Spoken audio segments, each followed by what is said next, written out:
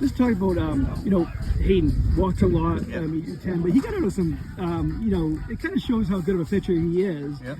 He can struggle like that, but still get out of jams. I mean, he left the game with no runs. He allowed the two afterwards because they were on base. But just talk about his performance. Yeah, I mean, I know that he's a competitor. But bottom line, Thomas and and I, we're on the same page with him, and he gets a little bit longer of a leash, maybe, because we know that he's going to battle with a full count or a 3-1 count, whatever the situation is. And he had trouble with his location today and his command a little bit.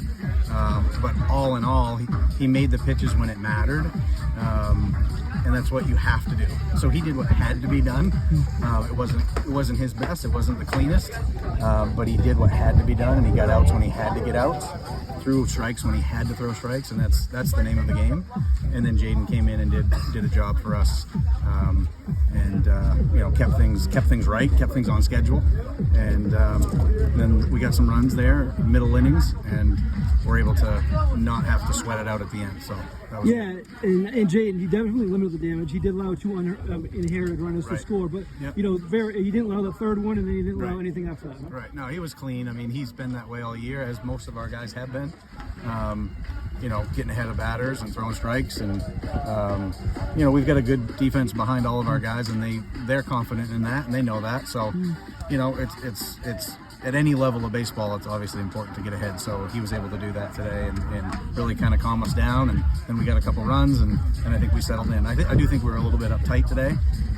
We haven't played in a little bit, other than the scrimmage at Bangor, but it's been a little bit since we played. And then, you go through the baseball season and you're playing almost every other day.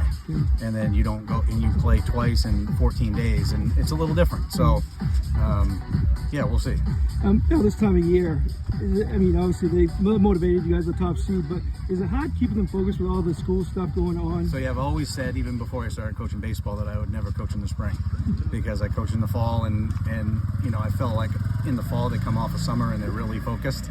In the spring, there's so much going on with spring break and seniors graduating and school trips, and weather's nice and kids are crazy. It's the end of the school year and all that. But this group's a little bit different. I mean, they obviously know how to compete, and they know when it's time to compete, and they've practiced really hard and really well all year and been really focused when we've needed to be. But, there's more challenges, I guess, but this group has responded. No, you think there's any pressure on the guys? I mean, you top seed, you guys expected to... I think there's inherent pressure when you go 15-1 and you're the 1 seed. And I think we felt a little bit of that today. And kudos to them. Kudos to Sherman for he had great command and forced us to, put swings on the ball early in counts, and he got comfortable there, and they competed well. And I do think that there's a little bit of that. But now that we've got this one under our belt, I would expect a little bit more of a relaxed group going forward. Now, taking out Richard and putting Day, I assume that's to have them both available for Saturday? Correct. Yeah. And then lastly, just talk about your outfield, especially your outfield defense. Good catch in right field over there, and side field to catch there in the game. I can't say enough about it. I mean, it's when you make plays that are supposed to be made, and then you make those questionable plays as well. I mean, it really puts pressure on the other team to have to put hits into the gap.